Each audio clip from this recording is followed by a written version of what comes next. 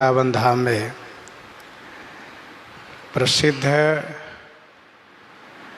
वैष्णव समाज के आश्रम श्री सुदामा कुटी, जहाँ के पूज्य महंत जी का कल साकेतवास हो चुका था, तो उन्हीं के उपलक्ष्य में बड़ी जगह में आज श्रद्धांजलि सभा रखी गई थी। इसका समय 4 से 6 का था, तो मैंने सोचा कि पहले ही हो लूँ, क्योंकि बाद में जाने से फिर यहाँ जल्दी जल्दी कथा कह के चलना पड़ता है। तो आइए अब हम आप कथा के क्रम से जुड़ते हैं। गोस्वामी जी ने पूर्व प्रसंग में ये वर्णन किया कि श्री भरद्वाज जी महाराज श्री भरतलाल जी को बैठने के लिए आसन दिए,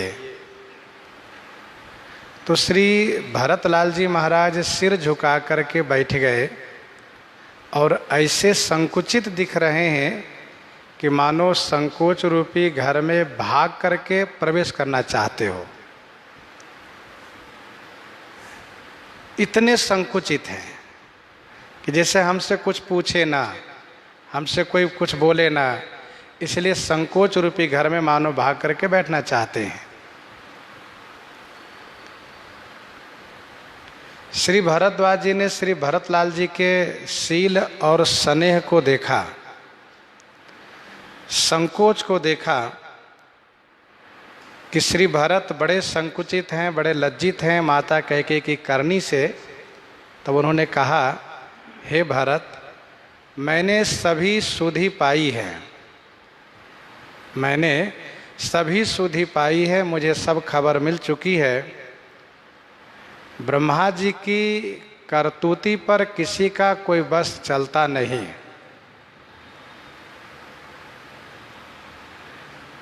विधि करतव पर किछु न बसाई। श्री भरद्वाज जी ने प्रथम वक्तव्य में श्री राम वनगमन की घटना को श्री ब्रह्मा जी की करतूती पर रखा।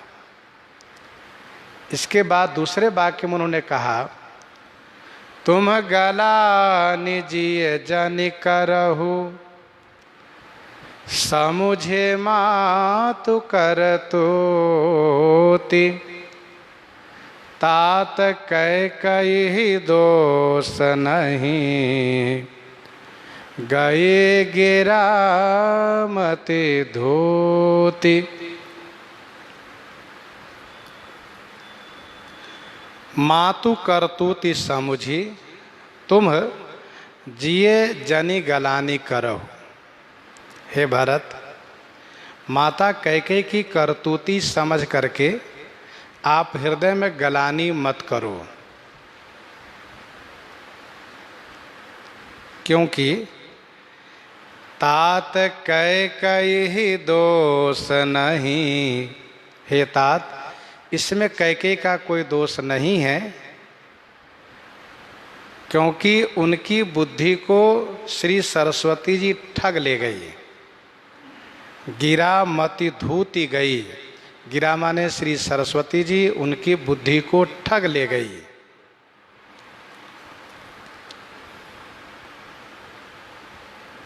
श्री भरतलाल जी बहुत ग्लानिग्रस्त हैं, उनको बहुत ग्लानि है। श्री भरद्वाज जी कहते हैं कि आप यह सोच करके बहुत ग्लानि कर रहे हैं कि मेरी माता कैकेयी ने मेरे श्री रघुनाथ जी को वनवास दे करके पिताजी को स्वर्गवास दिया, जिससे सबका उजाड़ हो गया, सब क्लेशित हो गए। सो हे भरत, इसमें कैकेयी का कोई दोष नहीं है, कोई कसूर नहीं है।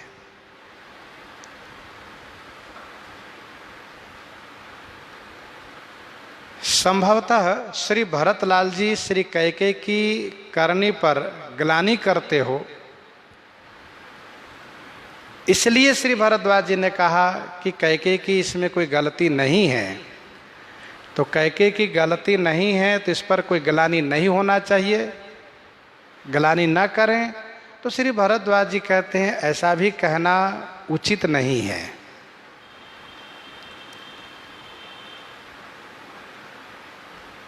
तात कैकेयी ही दोष नहीं, गई गिरामती धूति। यद्यपि हम लोग इस विषय पर पहले भी चर्चा कर चुके हैं कि श्री सरस्वती जी ने ही श्री कैकेयी की बुद्धि को फेरा है।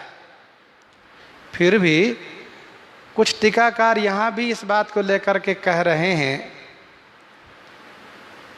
टीकाकारों ने लिखा है कि श्री सरस्वती जी तो केवल मंथरा की बुद्धि को फेरी हैं, न कि कैकेयी को। अजस पेटारी ताही करी गई गिरामती फेरी। कैकेयी की बुद्धि को मंथरा ने फेर दिया है, ऐसा कुछ टीकाकार कहते हैं।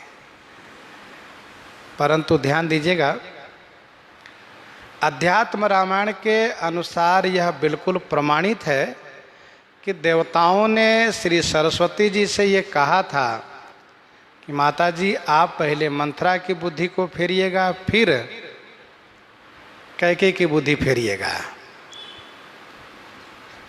और इसीलिए उन्होंने ऐसा ही किया। यदि श्री सरस्वती जी श्री कैकेयी की बुद्धि को नहीं फेरती, उनकी बुद्धि को परिवर्तित नहीं करती, तो जो श्री कैकेयी मंथरा को यह कह रही थी कि प्राण ते अधिक राम प्रिय मोरे, तिनके तिलक क्षोभ कस तोरे,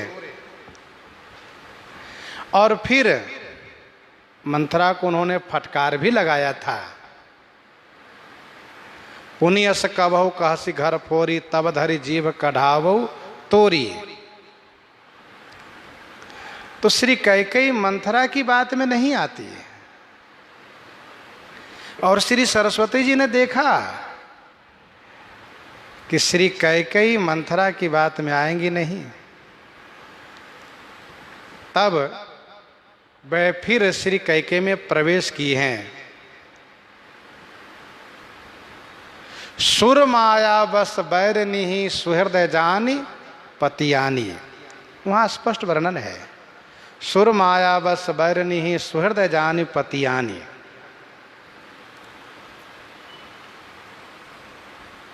अर्थात श्री सरस्वती जी ही श्री कैकेयी की बुद्धि ठग ले गई। श्री भरद्वाज जी महाराज ने इस बात को स्पष्ट किया कि इसमें कैकेयी का कोई दोष नहीं है, क्योंकि श्री सरस्वती जी ने उनकी बुद्धि को ठग ले गई। श्री सरस्वती जी ने उनकी बुद्धि को फेर दिया। क्या ऐसा कहना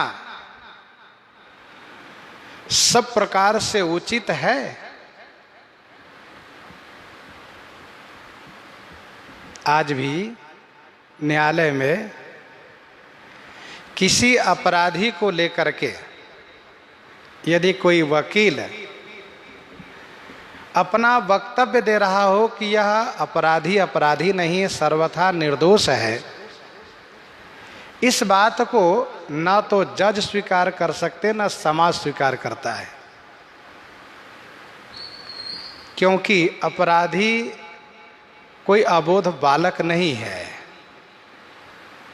उसके पास भी बुद्धि है, अपनी समझ है, उन्होंने ऐसी गलती की ही क्यों? यदि वकील इस बात को बार बार दावा करता हो कि इन्होंने अमुक के उकसाने पर किया, तो कोई भी उनसे पूछ सकते हैं कि किसी के उकसाने से फिर ये कुएं में क्यों नहीं गिर गए। और फिर उकसाने वाली एक अवस्था होती है, कोई एक छोटे से बच्चे तो है नहीं। तो श्री भरद्वाज जी महाराज इस बात को कह तो गए कि कैकेयी का कोई दोष नहीं है, लेकिन क्या इस बात को सब कोई स्वीकार कर सकते हैं? क्या सर्वथा उचित है? श्री भरद्वाज जी स्वयं इसको खंडन कर दिए। यह कहत भली कहहि न को लोक वेद बुध सम्मत दो यहु कहत भल कहहि न को। यहु कहत, यह कहने पर को भल न कहें। यहु कहत को भल न कहें, अच्छा नहीं कहेंगे कोई कि श्री कैकेयी का कोई दोष ही नहीं, कोई अपराध ही नहीं है, ऐसा कहने पर कोई अच्छा नहीं कहेंगे। लोक वेद बुध सम्मत दो, लोक और वेद ये दोनों मत बुध सम्मत में है। लोक वेद बुध दो सम्मत, लोक और वेद बुद्धिमान के सम्मत में दोनों है। अर्थ को थोड़ी सावधानी से समझिएगा। श्री भरद्वाज जी ने कहा कि कैकेयी का कोई दोष नहीं है, तो स्वाभाविक है कि किसी को ये बात अच्छी लगेगी नहीं। यदि कोई कहे कि मंथरा के बहकाने में आ गई, तब भी लोग नहीं मानेंगे, वे तो रानी थी, मंथरा तो दासी थी। कोई बहुत बड़ी बुद्धिमती मंथरा तो थी नहीं, उनकी बात में क्यों पड़ गई। और यदि ये कहते हैं श्री सरस्वती जी उनकी बुद्धि ठग ले गई, तो ऐसा होने पर उन्होंने ऐसा किया, तब भी सब लोग स्वीकार नहीं करेंगे। ना ना, उन्हीं की बुद्धि श्री सरस्वती जी क्यों ठग ले गई, औरों की बुद्धि क्यों नहीं ठग ले गई। तो ध्यान दीजिएगा, लोक मत और वेद मत दोनों को लेकर के समन्वय पूर्वक चलना जीवन सुखदायी होता है। यद्यपि वेद मत से, वेद मत बुद्धिमान के सम्मत से श्री कैकेयी निरपराधी है, कैकेयी का कोई दोष नहीं है। पर लोक मत से श्री कैकेयी सदोषी हैं, श्री कैकेयी अपराधी हैं।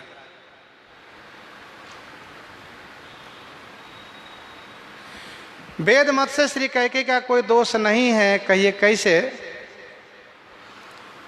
तो वेद मत तो ये कहता है कि उमा दारु जोशित के नाई सबहि नचावत राम गोसाई।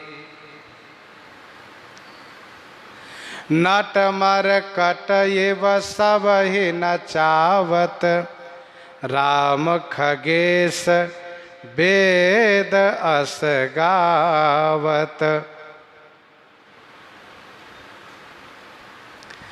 तात जाय जिय करहु गलानी ईश आधीन जीव गति जानी। श्री रघुनाथ जी श्री भरतलाल जी को समझाते हुए कहते हैं, भैया भरत, संपूर्ण जगत की गति ईश्वर के अधीन है। अर्थात वेद मत यह कहता है कि कोई स्वतंत्र नहीं है, कोई जीव स्वतंत्र नहीं है, सब परतंत्र है। फिरत सदा माया कर प्रेरा काल कर्म स्वभाव गुण घेरा। विद्वान लोग भी इसको स्वीकार करते हैं कि बिल्कुल सत्य है, यहाँ सब ईश्वर के अधीनस्थ हैं। यदि हम कह लें कि श्री सरस्वती जी का दोष है, तो यह भी कहना उपयुक्त नहीं होगा, क्योंकि श्री सरस्वती जी भी स्वतंत्र नहीं है। शारद दारु नारी सम स्वामी राम सूत्रधर अंतर्जामी, वे भी ईश्वराधीन है। ब्रह्मा जी को हम अपराधी मान लें तो यह भी उपयुक्त नहीं होगा कहना। क्यों? क्योंकि ब्रह्मा जी जीव के कर्म के अनुसार दुख व सुख का विधान बनाते हैं। कठिन कर्म गति जान विधाता जो शुभ अशुभ सकल फल दाता। तो क्या हम यह मान ले कि भगवान अपराधी हैं, ईश्वर अपराधी हैं? तो ऐसा कहना भी उपयुक्त नहीं है। ईश्वर अपराधी है यह भी कहना उचित नहीं, उपयुक्त नहीं है। क्यों? क्योंकि ईश्वर की व्यवस्था है।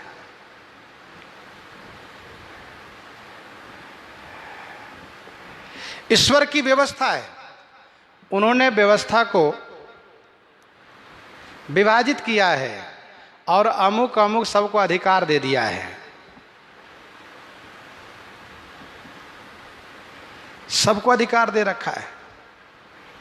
कर्म प्रधान विश्व करी राखा, जो जस करई सो तस फल चाखा।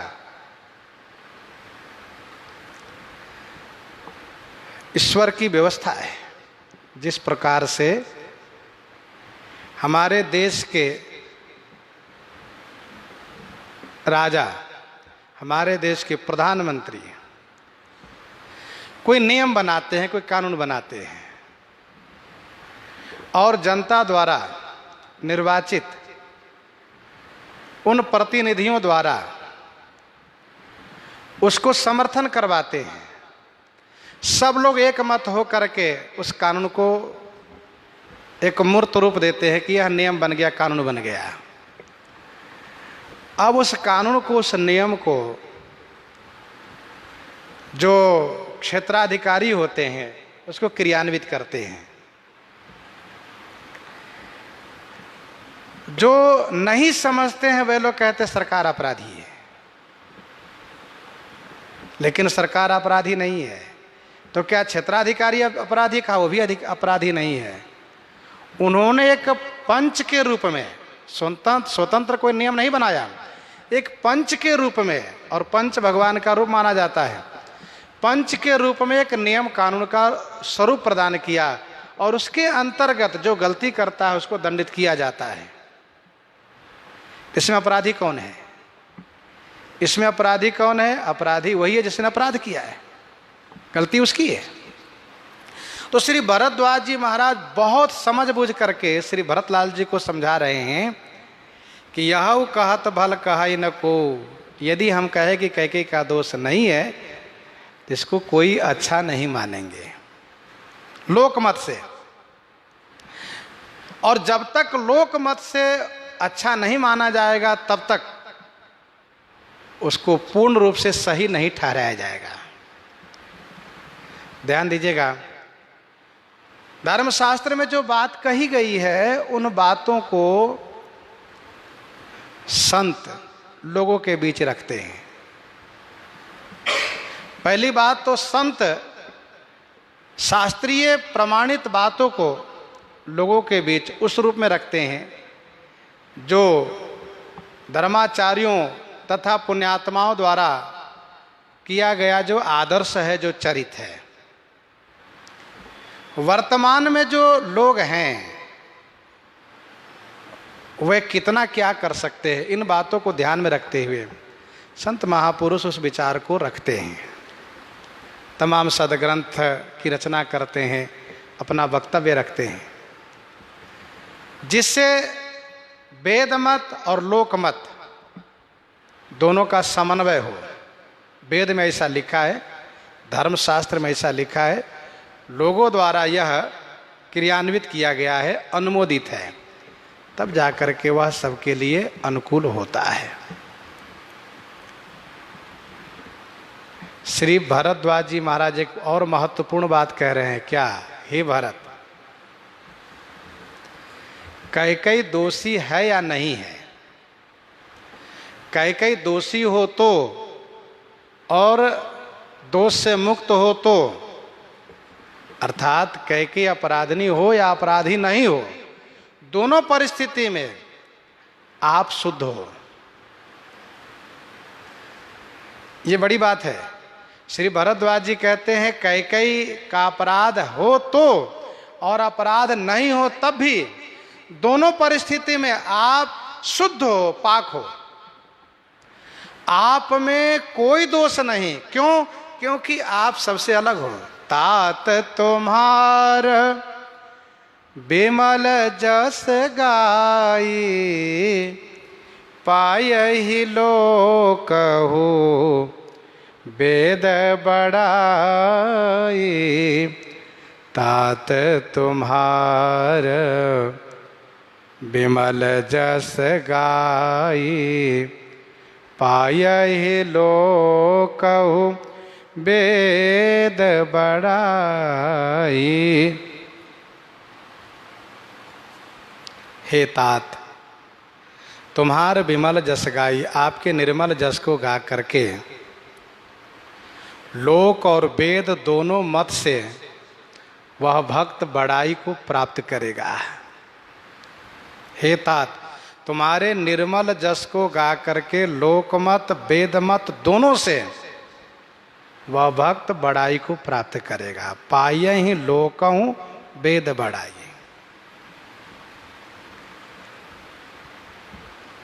श्री भरद्वाज जी ने बिल्कुल स्पष्ट किया, श्री कैकेयी की करनी पर लोक मत वेद मत दोनों के विचार का विषय है। वेद मत से भले ही वह शुद्ध हो, लेकिन लोक मत से अपराधी हैं, उनका दोष माना जाएगा। लेकिन आपका जस तो विशुद्ध है, निर्मल है। आप तो बिल्कुल कैकेयी के मत से बहुत दूर हो। आपका चरित्र अपने आप में स्वच्छ है, निर्मल है, और उसको गाने वाले लोक मत वेद मत दोनों मत से बड़ाई के पात्र होंगे। मिटिहा ही पाप प्रपंच सब, अखिल अमंगल भार। लोक सुजस परलोक सुख, सुमिरत नाम तुम्हार। इसके बाद श्री भरद्वाज जी कहते हैं, लोक वेद, ध्यान दीजिएगा, ये लोक वेद मत की चर्चा बार बार श्री भरद्वाज जी कर रहे हैं। लोक वेद सम्मत सब कही, जेहि पितु देई राज सोलहई। लोक वेद सम्मत, लोक वेद सम्मत है। सब कहाई माने सब कोई कहते हैं। जेहि पितु देई राज सोलहई, जिसको पिताजी राज दें वही राज्य को प्राप्त करता है।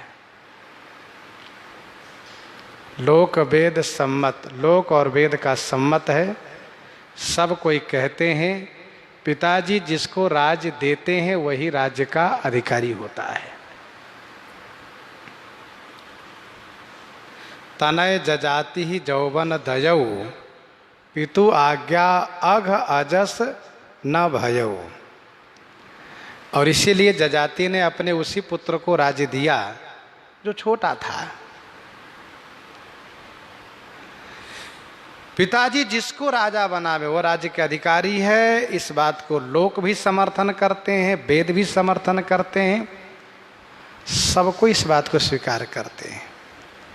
जजाति ने जब अपने उस बेटे को राज्य दिया है तो श्री शुक्राचार्य तक ने इस बात को समर्थन किया है कि बिल्कुल ठीक किया इन्होंने। जो बेटा आज्ञाकारी हो, जो पितृभक्त हो, जो प्रजा वत्सल हो, जो राजा को, जो प्रजा को पुत्रवत मानते हो, वही राज्य के अधिकारी है और पिता उसी को राजा बनावें। फिर पिता यह न देखें कि वह बड़ा है कि छोटा है कि माझिल है कि साजिल है, ये न देखें। जे पितु देई राज सुलहई, राओ सत्य व्रत तुम ही बोलाई। देत राज सुख धर्म बढ़ाई। राओ सत्य व्रत तुम ही बोलाई। देत राज सुख धर्म बड़ाई। राव सत्यव्रत, राजा श्री चक्रवर्ती दशरथ जी सत्यव्रत माने सत्यवर्ती थे। तुम्हारी बुलाई, आपको बुला करके देत राज सुख, राज सुख देते, आपको राजा बनाते, और इसमें सुख, इसमें धर्म बढ़ाई, इसमें धर्म की बड़ाई होती है। राजा सत्यवर्ती थे। रघुकुल रीति सदा चली आई, प्राण जाहूं बरु वचन न जाई। राजा सत्य प्रतिज्ञ थे, सत्य के निर्वाहक थे, सत्य के पालक थे। आपको बुला करके वे राजा राज सुख देते, आपको राज देते, सुख देते, तो धर्म की बड़ाई होती। अथवा इसका अर्थ यह है कि आपको राज्य देते, आपको राजा बनाते, तो सुख और धर्म दोनों की बड़ाई होती, सुख और धर्म दोनों की बड़ाई होती। महाराजा श्री चक्रवर्ती जी ने श्री कैकेयी से यह कहा भी था, सुदिन सोधि सब साज सजाई, देहु भरत का राज बजाई। तो श्री तिलक करते, राज्य सुख प्रदान करते, और उसमें धर्म की बड़ाई होती, कहीं कोई आलोचना नहीं होती, कोई निंदा नहीं होती, कोई दोष नहीं लगता। तो फिर श्री दशरथ जी ऐसा किए क्यों नहीं? तो श्री भरद्वाज जी कहते हैं ऐसा इसलिए नहीं कर पाए क्योंकि राम गवन बन अनरथ मूला, जो सुनि सकल विश्व भई सूला। राम गवन बन अनरथ मूला। श्री राम जी का वनगमन ये अनरथ का मूल हो गया। जो सुनि सकल विश्व भई सूना सूला, जिसे सुन करके सारे विश्व को सूल हो गया। श्री भरद्वाज जी कहना चाहते हैं यही कि आपको राजा बनाने में कोई दोष नहीं था। लोकमत वेदमत दोनों से अनुमोदित यह विचार था। सब कोई अच्छा मानते हैं, धर्म की बड़ाई होती है, सत्य का पालन होता है। लेकिन श्री राम का वनवास होना ये अनर्थ का मूल है, अनर्थ का जड़ है, जिसे सुनकर के सारे विश्व को सूल हुआ और श्री दशरथ जी महाराज का स्वर्गवास हो गया। इसलिए महाराज आपको राजपद नहीं दे पाए। राम गवन बन अनरथ मूला, श्री राम वन गमन हुआ कैसे? अच्छा, श्री भरद्वाज जी बहुत सावधानी पूर्वक बोल रहे हैं। ये नहीं कहा कि कैकेयी ने उनको वन दे दिया, क्योंकि ऊपर ही कह चुके हैं कि तात कैकेयी दोष नहीं गई गिरामती धूती। भाई वक्तव्य वह होना चाहिए कि वह वक्तव्य पूर्व व उत्तर से कोई विरोध न हो। वाक्य वह हो जो अपना वाक्य पूर्व वाक्य से विरुद्ध न हो और न आगे वाले वाक्य से विरुद्ध हो, ये भी ध्यान देना चाहिए।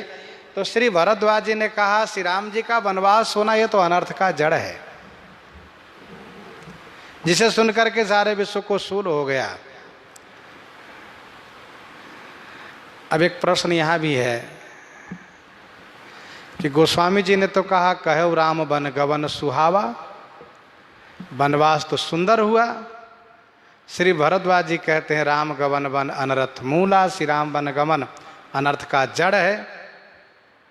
एक वाक्य गोस्वामी श्री तुलसीदास जी का, एक वाक्य श्री भरद्वाज जी का है। और ध्यान दीजिएगा मानस जी के श्रोता वक्ता ये दोनों हैं। श्री तुलसीदास जी वक्ता हैं तो श्री भरद्वाज जी श्रोता भी हैं उस कथा के। एक कह रहे हैं कि सुंदर है, एक कह रहे हैं कि गलत है। हम लोग क्या समझें? इसका उत्तर यह है कि गोस्वामी श्री तुलसीदास जी ने जिस विचार से कहा वह सुंदर है। श्री भरद्वाज जी ने जिस विचार से कहा ये बुरा है, गलत है। अर्थात श्री भरद्वाज जी जिस दृष्टि से कह रहे हैं कि श्री राम वन गमन अनर्थ का जड़ है, ये बिल्कुल सत्य है, अनर्थ हुआ है। और श्री तुलसीदास जी ने कहा कहो राम वन गमन सुहावा, उन्होंने जिस दृष्टि से कहा सुहावा सुंदर हुआ, वो सुंदर है। गोस्वामी श्री तुलसीदास जी कहना ये चाहते हैं कि श्री राम वनवास से धर्म की स्थापना हो रही है, असुरों का संहार हो रहा है और पृथ्वी, ब्राह्मण, गौ, संत, देवता सब सुखी हो रहे हैं, इसलिए सुंदर है। और आने वाले समय में भक्तों के लिए भगवान श्री राम के चरित्र का निर्माण हो रहा है, सुंदर है। श्री भरद्वाज जी महाराज श्री भरतलाल जी को समझाते हुए कह रहे हैं कि श्री राम जी के वनगमन होने से महाराजा श्री चक्रवर्ती जी का असमय में स्वर्गवास हो गया, इसीलिए कहा कि राम गमन वन अनर्थ मूला। श्री चक्रवर्ती जी का निधन हुआ है, माताएं विधवा हो गई है, अयोध्या का उजाड़ हो गया है, जिसने सुना सबको पीड़ा हुई है, सबको कष्ट हुआ है, इसलिए श्री भरद्वाज जी कहते हैं राम गमन वन अनर्थ मूला।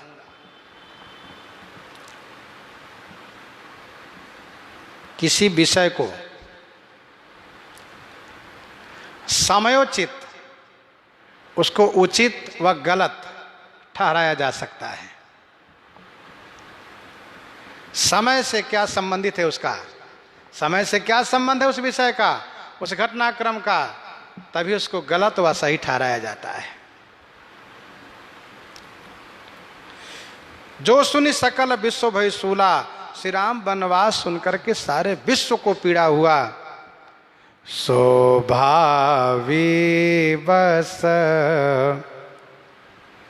रानी अयानी, सो भावी बस रानी अयानी, करी कुचाली अंतहु पछतानी, शोभावी बस। श्री भरद्वाज जी ने लोकमत से श्री कैकेयी पर यह दोष रख ही दिया, शोभावी बस। सो माने वह, भावी बस माने होनहार बस।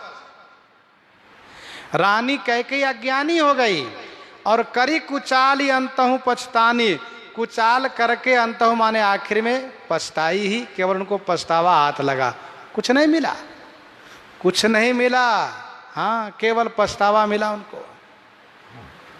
सो भावी बस, भावी माने होनी, होनहार। भावी बस प्रतीत उर आई, पूछी रानी पुनि शपथ देवाई। भावी बस प्रतीत उर आई, भावी बस।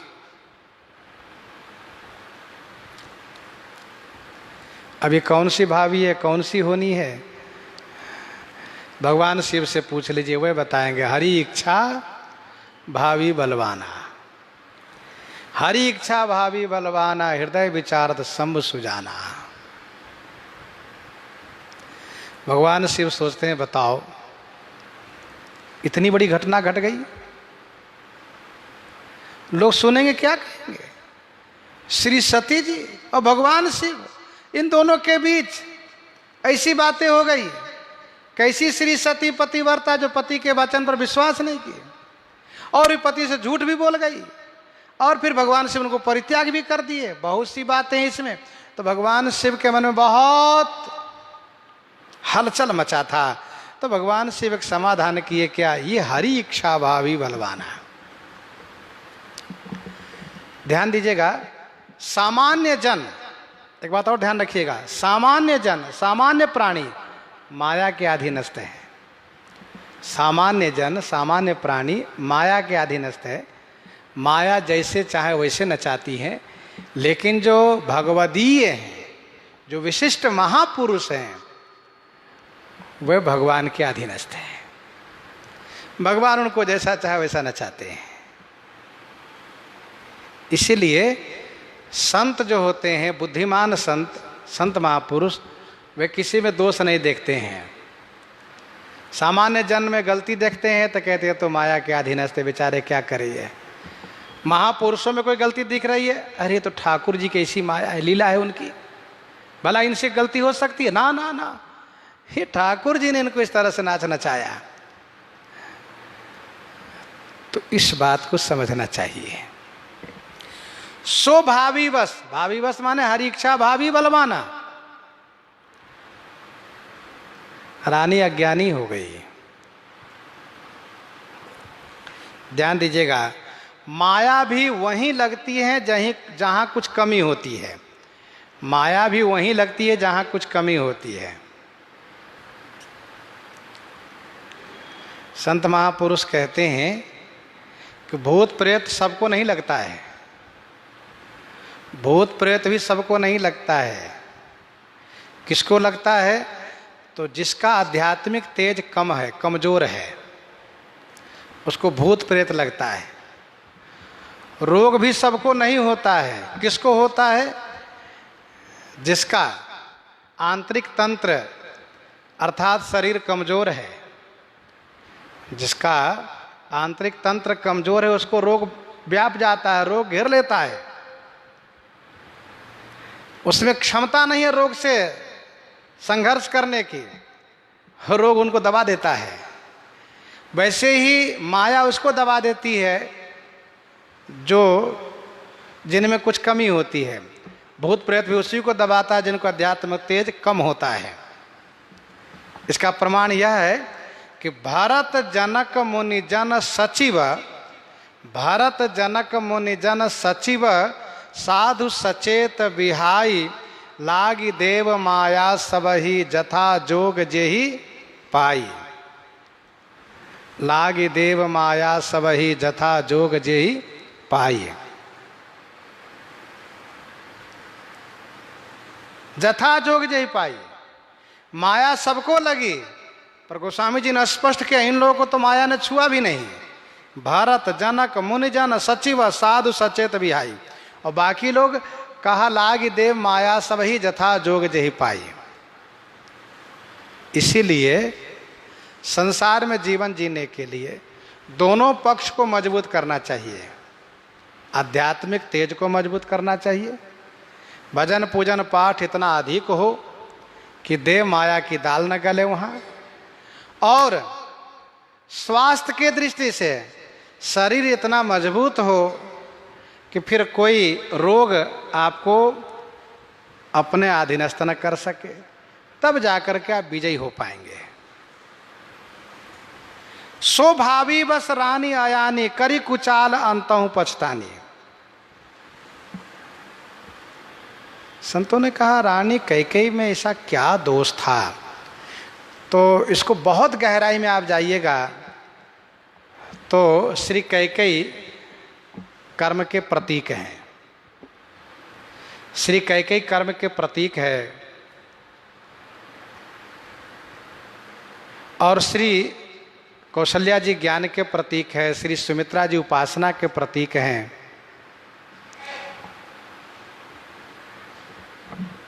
लड़ाई है, झगड़ा है तो कर्म कांड में, ज्ञान में और उपासना में नहीं है। इसलिए गोस्वामी जी ने बहुत दूर से इस बात को ध्यान में रखा कि श्री कैकेयी में यदि विचार करें कि ऐसा हुआ क्यों उनमें ऐसा, तो श्री कैकेयी कर्मकांड के प्रतीक है। इसलिए उनमें इस प्रकार से जीवन में बवाल आया, उलझन आया। जहाँ उपासना है, बहुत उपासना है, वहाँ कोई बवाल नहीं है। बहुत ज्ञान हुआ है, कोई बवाल झंझट नहीं है, सारा झंझट कर्मकांड में है। ये प्रसंग बहुत गहराई की है, बहुत दूर की बात है ये। गोस्वामी जी ने यहाँ पर कहा, श्री भरद्वाज जी कहते हैं कि सो भावी बस रानी आयानी, होनहार बस होनी बस श्री कैकेयी अज्ञानी बन गई है। करी कुचाल अंतहु पछतानी, कुचाल करके आखिरी में बहुत पछताई, क्योंकि उनको कुछ हाथ नहीं लगा, कुछ भी हाथ नहीं लगा। और इतना पछतावा हुआ कि अवनि जमहि जाचती कैकेयी, महीन बीच विधि मीच न देई। लखी सिय सहित सरल दो भाई, कुटिल रानी पछितानी अघाई। गरई गलानी कुटिल कैकेयी, काही कहई केही दूषण देई। काही कहई केही दूषण देई। गरई गलानी कुटिल कैकेयी, काही कहई केही दूषण देई। बहुत पछताना पड़ा। महाराजा श्री चक्रवर्ती जी ने मानो श्राप ही दे दिया, तोर कलंक मोर पछताऊं। मेरा कलंक और तुम्हारा पछताऊ, तोर कलंक मोर पछताओ, तुम्हारा कलंक और मेरा पछतावा मरने के बाद भी कभी समाप्त नहीं होगा। तो श्री कैकेयी को पछतावा हमेशा रहा है, कलंक लगा है उनको।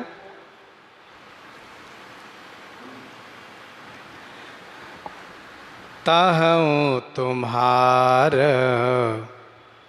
श्री भरद्वाज जी कहते हैं, भरत ताहूँ तुम्हार अलपय अपराधो, कहई सो अधम आयान असाधु। हे भरत, ताहूँ तुम्हार अलप अपराधो, ताहूँ माने वहाँ, तुम्हार अल्प अपराधो, तुम्हार आपका अल्प अपराधो माने किंचित अपराध। कहई सो अधम आयान असाधु, जो कहेगा वो अधम माने नीच होगा, आयान माने अज्ञानी होगा और असाधु होगा। कहई सो अधम आयान असाधु, ताहूँ तुम्हार अल्प अपराध हो, वहाँ भी तुम्हारा कोई अल्प अपराध, किंचित अपराध कोई बतावें तो वह अधम, आयान माने अज्ञानी और असाधु होगा। एक भरत कर सम्मत कहे, एक भरत कर सम्मत कहे, एक उदास भाई सुनी रही। कान मोदी कर रद गही जीहा, एक कहीं यह बात अलीहा। कान मोदी कर रद गही जीहा, एक कहीं यह बात अलीहा।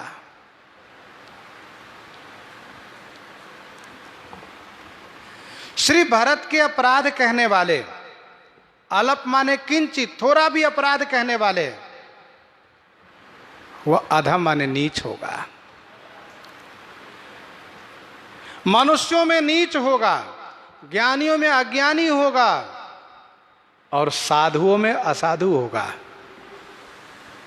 श्री भरद्वाज जी कह रहे हैं साधुओं में असाधु होगा वह।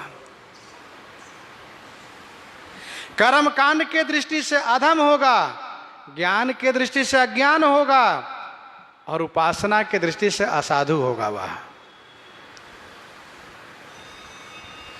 ताहूँ तुम्हार अलपय अपराधु,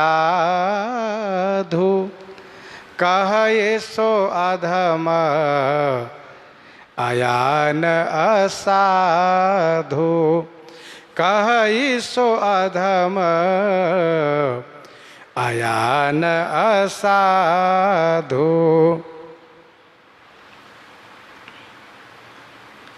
ताहूँ तुम्हार अलप अपराध हो।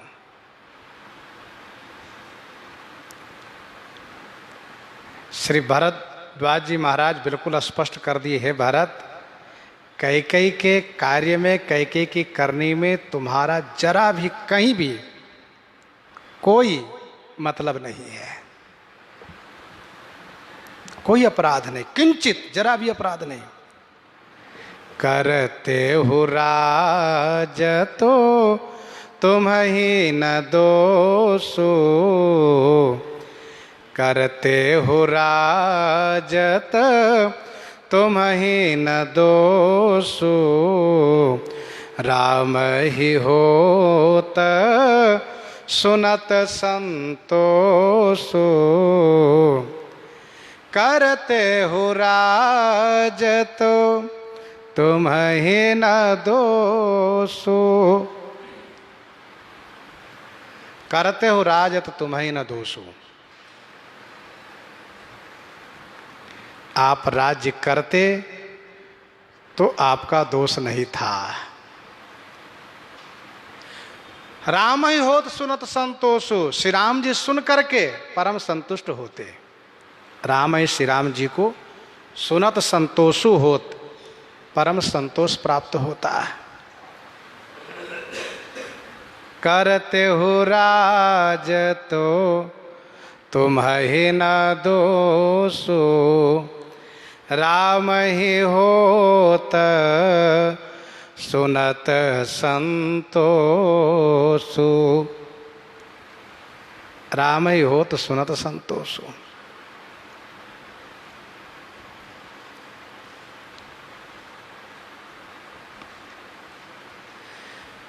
राज्य आप लेते तो कोई दोष नहीं था, और श्री राम जी को बड़ी प्रसन्नता होती, क्योंकि श्री राम जी ने जैसे सुना वैसे ही उन्होंने अपनी प्रसन्नता प्रकट की कि भरत प्राण प्रिय पावहि राजू, विधि सब विधि मोहि सन्मुख आजू। भरत प्राण प्रिय पावहि राजू, विधि सब विधि मोहि सन्मुख आजू।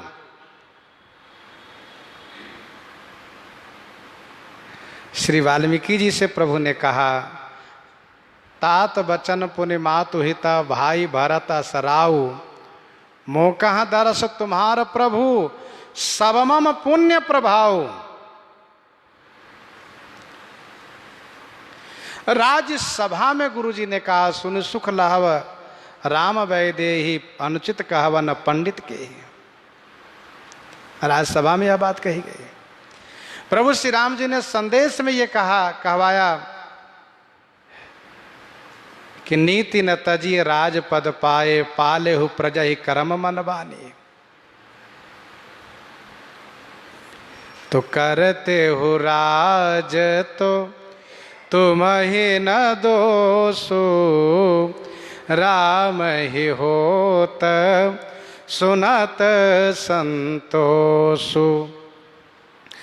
अब अति कीन्हे हूँ भरत भला, तुम ही उचित मत एहु, सकल सुमंगल मूल जग, रघुबर चरण सनेहु।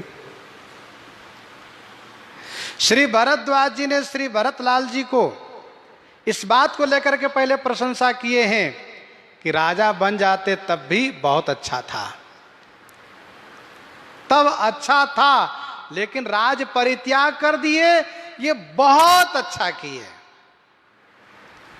राज करते तो भल था, राज त्याग दिए तो अति भल हुआ।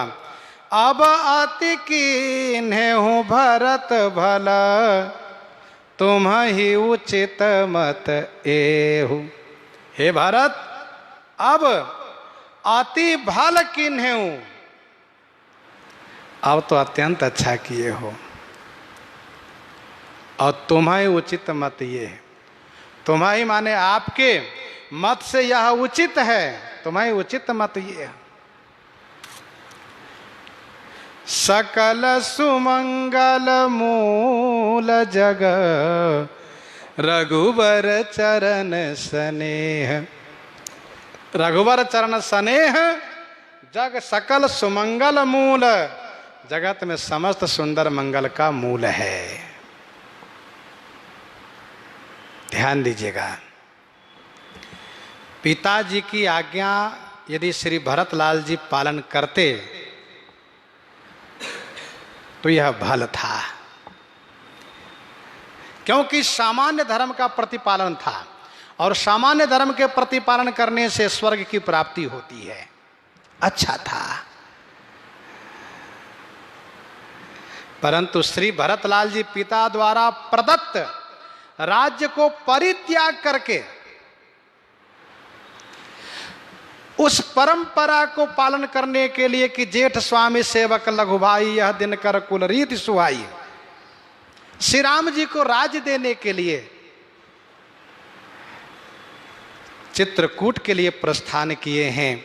श्री भरत परम धर्म को अपनाए हैं, इसलिए श्री भरद्वाज जी इनके भाग्य की प्रशंसा करते हैं, इनको प्रशंसा करते हैं। ध्यान दीजिएगा, सामाजिक धर्म करना बहुत अच्छा है। देश का, राष्ट्र का, समाज की सेवा करना बहुत अच्छा है, करना चाहिए। घर परिवार कुटुंबी सबका सेवा, सबकी सेवा करना बहुत बढ़िया बात है, इसे स्वर्ग मिलता है। लेकिन इन सब की सेवा छोड़ करके और भगवत भजन में लीन हो जाना, परम धर्म में तत्पर हो जाना, ये बहुत बड़ी बात है, ये अत्यंत अच्छा है, बहुत अच्छा है। क्योंकि सर्वम त्यक्त्वा हरि भजेत। श्री भरतलाल जी सब कुछ छोड़ करके श्री राम जी की सेवा में चले हैं। इसलिए श्री भरद्वाज जी कहते हैं अब अति किन हो भरत भला तुम्हें उचित मत ये हो, क्योंकि सकल सुमंगल मूल जगह रघुवर चरण स्नेह।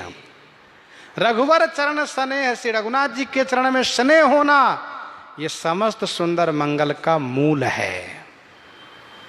ध्यान दीजिएगा, थोड़ा ये भी पुण्य कर्म कर ले, थोड़ा वो भी पुण्य कर्म कर ले, थोड़ा वो भी पुण्य कर्म कर ले, अच्छा है। कुछ ना करने से तो बहुत अच्छा है पुण्य कर्म कर रहे हैं। लेकिन सब छोड़ करके भगवान के भजन में लग जाना, ये अति अच्छा है, बहुत ही अच्छा है। भजन में लग जाए, भजन में तल्लीन हो जाए, श्री राम जी की सेवा पूजा में लग जाए, तो सामान्य धर्म को पालन करना अच्छा है और विशेष धर्म को पालन करना अति अच्छा है। अब अति किन्हो भरत भला। श्री भरद्वाज जी श्री भरतलाल जी के त्याग की प्रशंसा करते हैं, वैराग्य की प्रशंसा करते हैं, श्री राम चरणानुराग की प्रशंसा करते हैं। सकल सुमंगल मूल जगह रघुवर चरण स्नेह, श्री रघुनाथ जी के चरण में स्नेह प्राप्त होना, ये समस्त सुंदर मंगल के मूल है। आनंद ही आनंद है। और ध्यान दीजिएगा, एक एक धर्म करने पर एक एक धर्म छूटता है, लेकिन भजन करने से सब धर्म पूरा हो जाता है। एक एक की सेवा करो तो एक एक बुरा मानते हैं, हमारी सेवा छोड़ के उनकी सेवा करता, उनकी सेवा छोड़ के उनकी सेवा किया तो वो नाराज हो गए। ऐसा व्यवहारिक जगत में देखा जाता है। हमारी सेवा कर रहा था, अब ये उनकी सेवा कर रहा है, हमको बुरा लगा। अब उनकी सेवा छोड़ के फिर वो तीसरे की सेवा की तो उनको बुरा लगा। लेकिन भगवान की सेवा करने से, भगवान के भजन करने से कोई बुरा नहीं मानता है। जिस प्रकार से वृक्ष की एक एक डाली के ऊपर पानी डालने से एक एक डाली को लाभ भले में पहुंचा सकते हैं, लेकिन दूसरी डाली को बुरा लगेगा। लेकिन वृक्ष के जड़ में पानी देने से सभी डालियों को, सभी पत्तों को बराबर रूप से पोषण होता है। वैसे ही भगवान के भजन करने से सब संतुष्ट हो जाते हैं, किसी को बुरा नहीं लगता है, सब प्रसन्न हो जाते हैं। इसीलिए श्री भरद्वाज जी महाराज भजन की प्रशंसा करते हुए कहते हैं सकल सुमंगल मूल जगह रघुवर चरण स्नेह। प्रसंग को हम आप आज यहीं पर हृदयंगम करते हैं। आइए श्रवण करते हैं श्री विनय पत्रिका से।